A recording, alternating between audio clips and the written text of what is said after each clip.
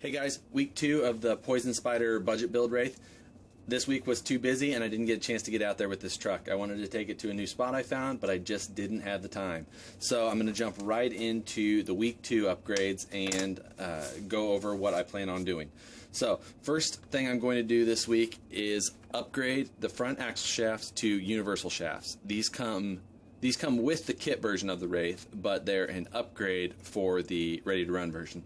The reason I do these right away is that the flexible front steering links can allow the front knuckles to oversteer, and what happens is then the dog bone comes out of the cup, and as it makes a revolution, it will catch the stub axle side and force it up, and what happens is you'll end up breaking the knuckles. I found this to be the case on my first Wraith, and the easiest remedy was to just replace right away with a set of universals. Doing this will you won't have to chase as many broken parts up front. This has more steering angle, so parts aren't as likely to be broken from causes like that.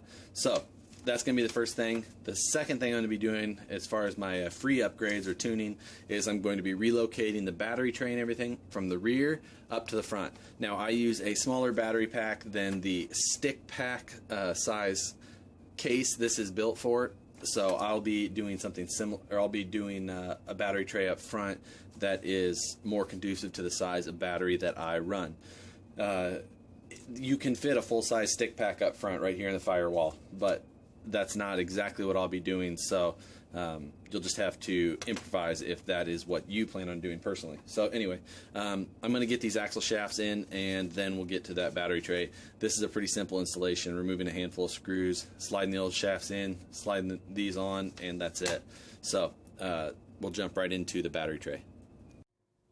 Hey guys, okay, I have relocated the rear-mounted battery tray up to underneath of the hood. This is another factory tray, just like the one that comes in this truck. It is simply resting down right along the front of this firewall, and then it is mounted through the center hole on this through the stock ESC bracket mount. And then I have simply moved the ESC to right there. I just used some 3M double-sided sticky tape to mount it securely in that location.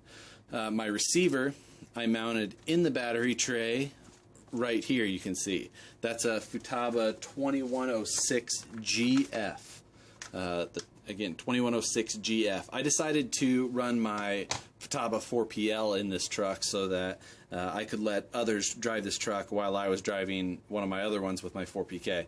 So I just thought that would be handy in case there was ever anyone who needed a truck to run. But anyway, like I said, I simply mounted it through that hole there in the existing hole in the truck there. You can see the head, or you can see the screw shiny down there. I mounted it from the bottom up, and I run 3-cell Turnigy 2200 milliamp batteries, or the Nanotech Turnigy 2200 batteries. The Nanotech is a little bit slimmer than the regular Turnigy, but they fit conveniently on the side there. With that cross member there, you've got to work it in just a little bit, but other than that, it sits right in there.